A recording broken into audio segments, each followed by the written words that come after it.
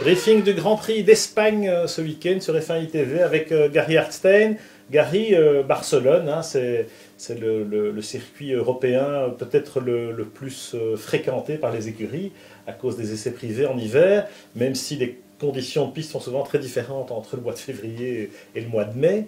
Mais le retour en Europe, ça signifie quoi pour le microcosme du paddock?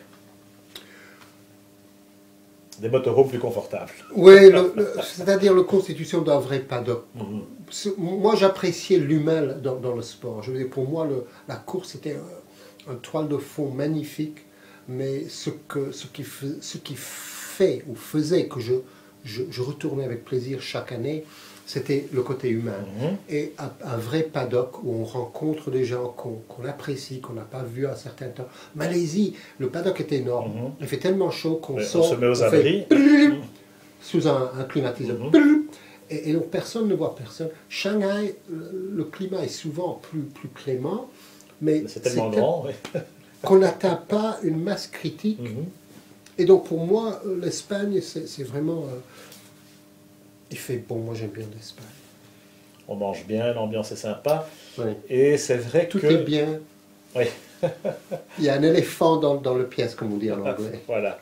Et puis, c'est vrai que les motorhomes, ça fait partie vraiment intégrante de la vie du paddock et des écuries. Donc, on se retrouve à la maison, quelque part. C'est un peu ça le...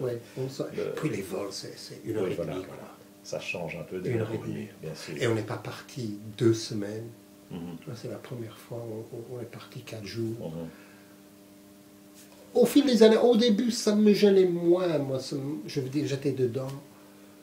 Mais avec des années, cet aspect-là, ça devenait lourd. Les longs voyages, c'est vrai que c'est contraignant. La FIA, justement, on arrive à Barcelone.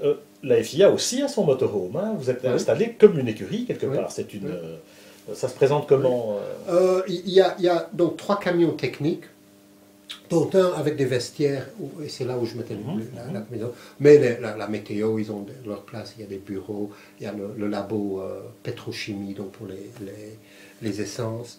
Parce qu'on prélève du carburant. Oui, tout à fait.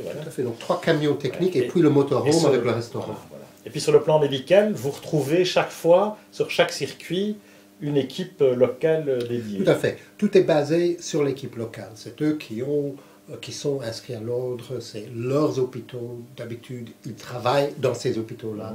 Donc, ils prennent en charge le blessé, en principe, dès le circuit, centre médical, l'hôpital de destination. Je dis, c'est des gens qui se connaissent. Donc, votre rôle, c'est plus le support, le cadre et un briefing de ces gens-là pour leur dire, voilà la marche à suivre, la procédure. Exactement. On faisait... une simulation d'accident avec un mannequin le jeudi, puis un débriefing. Oui, c'est ça. Et après, toi, ton rôle, c'était plus évidemment physiquement dans la voiture médicale et ce rapport au pilote qui est quand même assez proche par rapport aux médecins locaux. Vous faites quand même l'interface. Oui, c'est ça. Je veux dire, du côté humain, le cas échéant, j'étais le visage qu'ils voyaient quand ils ouvraient les yeux, entourés par quelques commissaires. Des gens de Bahreïn en train de parler l'arabe, qui ne comprennent pas. Maintenant, au niveau médical, j'avais des mains compétentes, donc s'ils avaient besoin, en fonction du circuit, ils avaient... Et dès lors que le médical était proprement pris en charge, ou convenablement pris en charge, moi, je me permettais de gérer plus le chantier, quoi, le scène, l'organisation. Par où vient le JCB pour prendre la voiture, par où vient l'ambulance pour brancarder le patient, etc. Tout prévoir. Oui, enfin, je veux dire en perspective plus grande que les médecins locaux qui s'occupent du... D'accord. Bien, pour en finir avec Barcelone, le circuit de Catalogne en particulier, bon, les pilotes le connaissent par cœur, comme leur poche, donc c'est peut-être un peu moins un challenge. On constate aussi que c'est un circuit où il y a très peu de dépassements. Heureusement, aujourd'hui, il y a le DRS qui nous donne des courses un peu plus pimentées. Oui. Pour moi, la seule chose qui était bien dans la course à Barcelone, c'est que c'était la dernière chose du week-end. J'allais à l'aéroport, je rentrais chez moi. La course elle-même, quoi. Oui.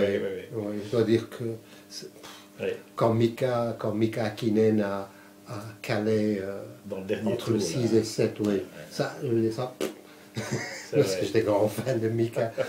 Mais sinon, la course d'habitude, d'habitude. C'était souvent assez ennuyeux. C'est moins vrai depuis 2 ou 3 ans grâce au DRS et au KERS. Bon, Oui. pourvu que ce soit encore le cas ce Oui. week-end. Oui. Voilà. Et viva Espagne!